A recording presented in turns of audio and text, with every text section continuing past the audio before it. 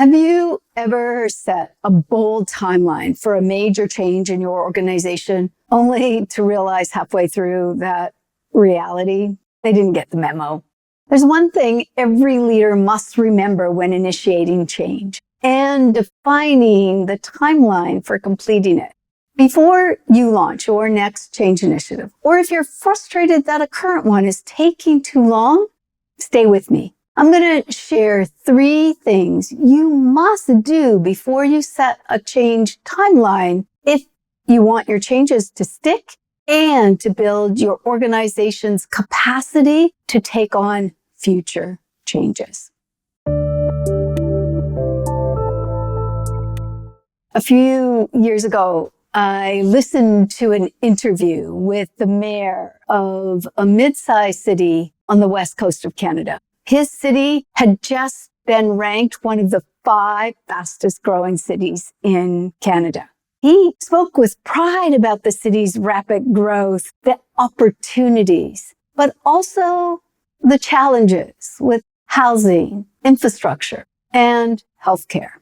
It was one moment in that interview that had me stop and pay attention because it was something I see leaders frequently overlook when it comes to organizational change. And when they do, it leads to frustration, stalled initiatives, and burned out employees.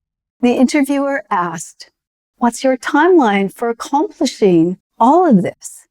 Instead of stating an optimistic and unrealistic answer, as many leaders, especially politicians, do, his responses acknowledged 3 truths about setting timelines for change.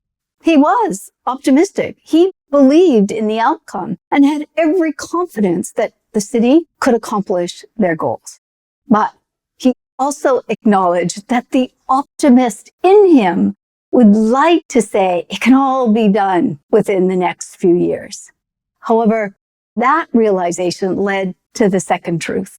He was dealing with complex problems in a dynamic environment.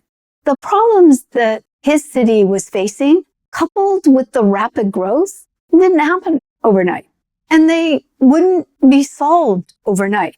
If he wanted to avoid quick fixes that only led to more problems, it would take time, which revealed the third truth. Real transformation takes more time and effort than anyone wants to admit, or they would like it to take.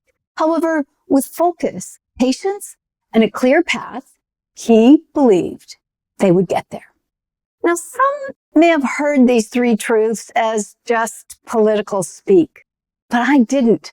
I was surprised by his honesty and thought we would have healthier and stronger organizations with more sustainable change if every executive could consider these 3 truths when approaching transformations in their organization. Organizational transformation isn't an event. Leaders often underestimate the complexity and the effort required to move people through a change, especially when there's a sense of urgency or the problem has been growing for years. This is a big reason why so many change efforts fail to produce any real results. As leaders, our optimism is high. Our readiness is high. We have time to think about the change long before anyone else even heard about it. But our employees, they're often hearing it for the first time while juggling 17 other priorities in an environment that's already moving fast.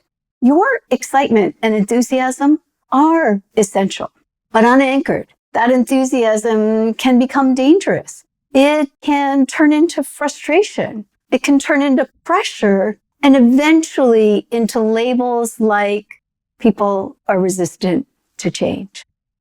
This is how organizations end up in cycles of constant change with almost no real transformation, just fatigue, confusion, and burnout.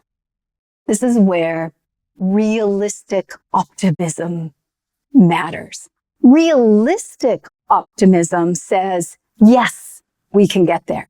And here's what it will really take to do it. Because announcing a change takes minutes. Navigating that transition sometimes takes months, sometimes years. But it is in the transition where people must let go of their old ways of working. They need to unlearn familiar behaviors, learn new ways of working, and practice them long enough that they become normal. This is the space between the decision to make a change and the destination. And it's what I call the white space. And it counts for 80% of your change success. It's also the space that leaders underestimate the most. So how do you hold on to your optimism and stay grounded in reality? How do you set timelines that create momentum, but don't burn out your employees? Here are 3 actions you must take before setting any change timeline. Create a concrete and clear intended outcome story. Your outcome story is a vivid description of what life will look and feel like when that transformation is complete. What will people be doing? What will be different about your daily operation? What new behaviors will be demonstrated and the habits formed around those behaviors? What will people feel like as they work in this new environment? Without a clear outcome story, it's almost impossible to set a realistic or reliable timeline. You don't know your destination. Second, recognize that navigating the journey is harder and takes longer than deciding on the event. Every change has 2 dimensions. The event is the decision to initiate the change. The white space is the journey from where people are today to where they need to be. The white space is invisible, but critical. It starts after the event. It requires more conversation, more support, and high levels of readiness. And it always takes longer than the event. Accounting for that white space is what ensures your timeline is real and that those changes will stick. Third, create a flexible transition plan anchored in readiness that reflects the dynamic environment that your organization operates in.